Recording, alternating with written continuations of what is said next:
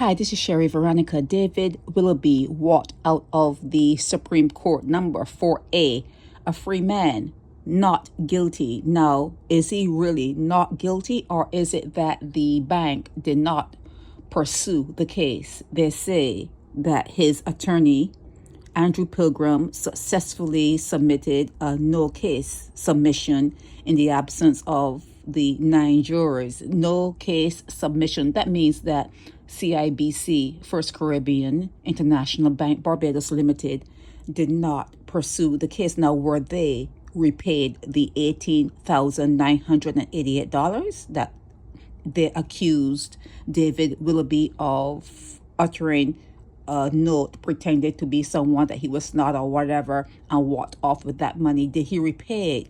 That's what your newspaper, that's what needs to be discussed in your courts. It needs to be, people need to be left with some sort of closure, not have an open-ended something that happened and you don't know why it was resolved the way it was resolved. People need to know, now, did David Willoughby pay the bank back that money?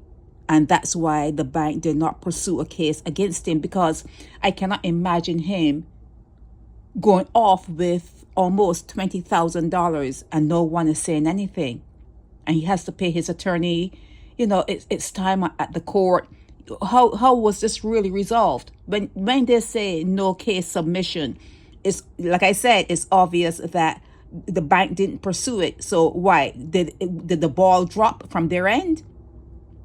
Did someone drop the ball from the bank's end and forgot to pursue this case? Did he get away with the money? Did David Willoughby get away with the money? What happened really? Because when it says not guilty, it doesn't mean innocent. Not guilty doesn't mean you're innocent. And I do this to say that.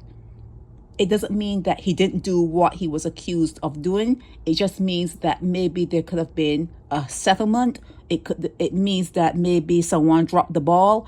It could mean a lot of things. It could also mean he's innocent, okay? It could also mean he's innocent. But chances are someone dropped the ball. Someone dropped the ball, okay? So when you see and read things like this in your court paper, the paper that comes out, Nation News or Barbados Today, always remember, just because someone was found not guilty, always remember, it does not mean they're innocent. It may be a lack of evidence, could be a lack of witnesses didn't show up. It could be, it's too much money to pursue it. They didn't even care to pursue it. He could have lost that money somewhere else. He didn't even have time to enjoy it because it was gone in some other way. And the people who were bringing the case said, well, he didn't even get time to enjoy it because of these circumstances, whatever. They could have been repaid. Always ask for closure. A complete closure, not someone just throwing you a bone and you picking it up. No, do not pick up a bone. Okay, do not pick up their bones. Ask for total closure and education and information. You need to understand what you're reading, not just like devour it and not ask questions about it. Understand thoroughly what you're reading, what is being presented to you, so that when you close that chapter, it's something you fully understood. Okay, you've been fully informed, fully advised, and you fully understand the situation. So, you know, just in case it happens to you.